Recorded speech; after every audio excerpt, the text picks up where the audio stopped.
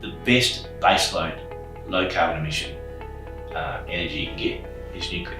So, and that's what uranium feeds into nuclear. So I think there's going to be an enormous growth in the nuclear over time.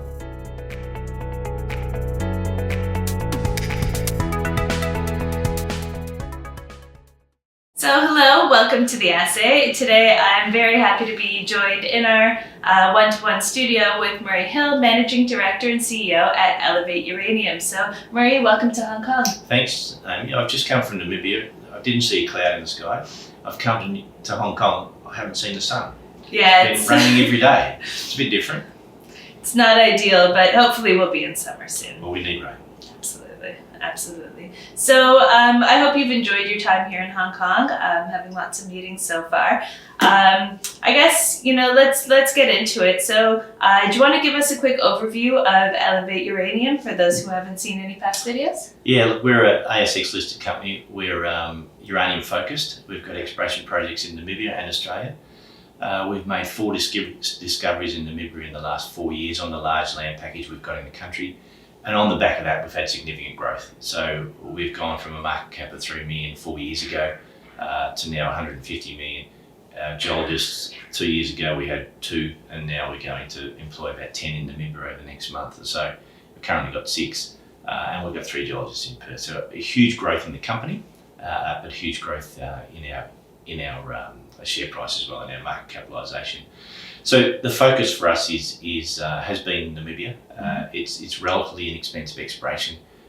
We discovered Koppies 4 years ago, and it was our first discovery. It's now a 58 million pound resource.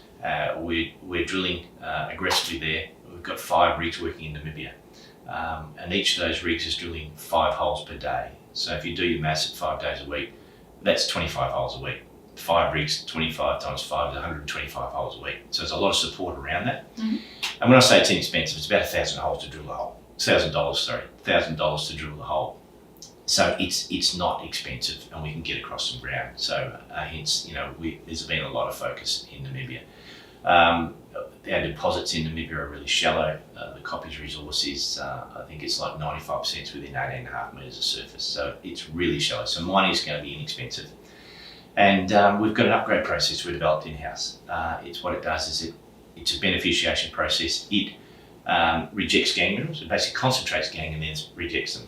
So it's counterintuitive, it's patentable, and we've got 3 patents around the world, including your home country, Canada. And we've got these patents in place because we want to protect ourselves for that. But the technology itself, or the process itself, is such a good process that it rejects greater than 95% of the mass, and hence you've got less than 5% of the mass that you can leach. So that gives us optionality of moving that concentrate somewhere else for leaching and refining, or we do it ourselves. So the cost base reduces by 50% for CapEx and OpEx. So you couple the upgrade process with the shallow nature of the Koppies resource, and it's a significant project for us. So, and then we haven't talked about Australia. We've got assets in Australia. So a couple of projects there we want to do some work on later this year, Minerva and Angela. So that we're going to have a busy year this year. Mm-hmm. No, absolutely. I mean, you shared quite a bit about kind of the growth of the company and bringing new geologists and others on board. Do you want to share any other kind of news or updates that the company has had since we last touched base in December? Yeah, we touched base in December, and I made a statement uranium would go over $100 a pound. I'm glad to say I was right. Yes, it's pulled back, but pullback's healthy. Mm-hmm. We can't have it going, it's just steeply upwards all the time. So a pullback's healthy for us. It's consolidating around this level, and it'll move again.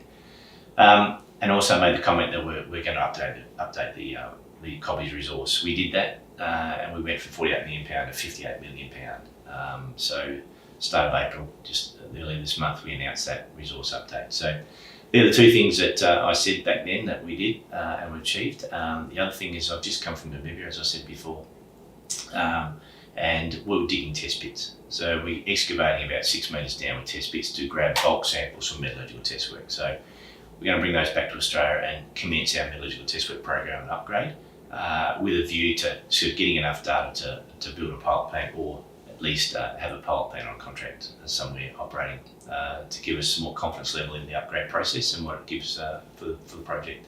Okay, great. So, I mean, you mentioned about, uranium going to 100. And so, you know, it's definitely gaining a lot more traction, a lot more attention globally. Do you want to share a little bit about your outlook for uranium moving forward? Well, when you think about it, I've commented about the weather here. One thing I've noticed about Hong Kong is outdoors it's beautiful, right, 27 degrees or whatever. Indoors, the temperature's set to about 18 degrees. It's freezing. So the amount of energy required in Hong Kong to cool buildings down to those sort of temperatures, I mean, I think it's too cold, right? But it's a lot of energy, right? AI, data centers, a lot of energy being consumed in that. So we're going to need more and more energy, right? And the more AI we have, the more data centers we have, you know, increase significantly amount. So where's it going to come from? You know, I commented before, I haven't seen the sunshine in Hong Kong, and you haven't got the land mass to put renewables. So what are you going to do? The best baseload, low carbon emission energy you can get is nuclear.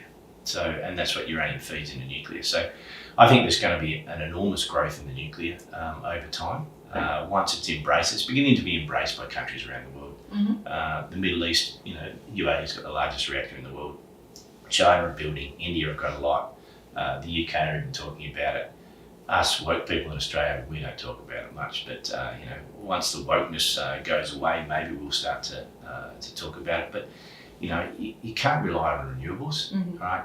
So you need baseload power, right? And even if you've got renewables, you need some sort of backup power. So you're building two systems. Surely that's inefficient. Without government funding, it would be completely inefficient. We wouldn't have it. So it's being propped up by government, whereas nuclear is not being propped up by anybody. It has to survive on its own. But certainly I see a huge growth in it because simply we just need so much energy. And when you relate that back to uranium, if the nuclear demand or energy demand is increasing, nuclear demand is increasing because you want low carbon emission baseload power, you need uranium. So how do you incentivise uranium production? The uranium price has to go north. It has to go up. So that's why my forecast last December was it would go over 100. I can see it going over to a couple of hundred. I'm not sure when, but it's certainly, you know, it's got to be incentivised more for us to produce uranium. Yeah, absolutely. And I'm sure, I know there's quite a few kind of enthusiasts of uranium, especially here in Hong Kong, that you've hopefully been able to meet with this week. Yeah. And so finally, you know, are there any kind of updates that we should be keeping an eye out for? Any kind of things on the horizon coming out of Elevate Uranium? Yeah, look, Namibia, as I say, we've got 5 rigs working.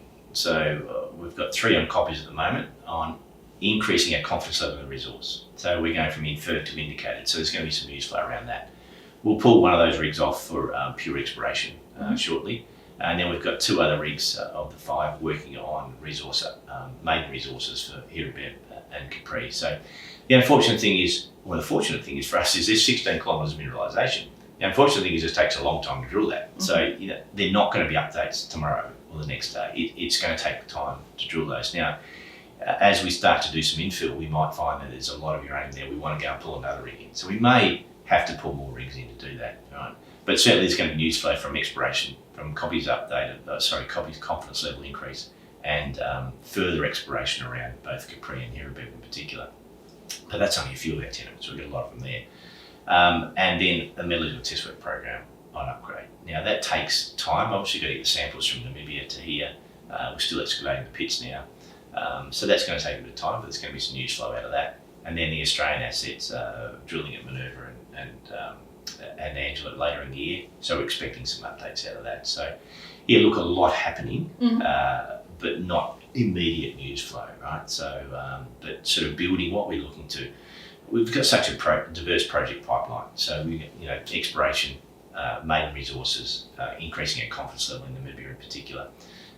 They all take time, but it's building our asset base, building our pounds, building our confidence level in our pounds, which is really adding significant value to the company.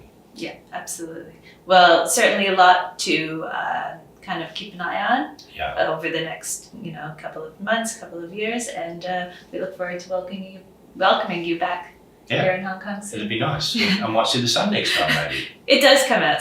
All right, thanks, Murray. No problems.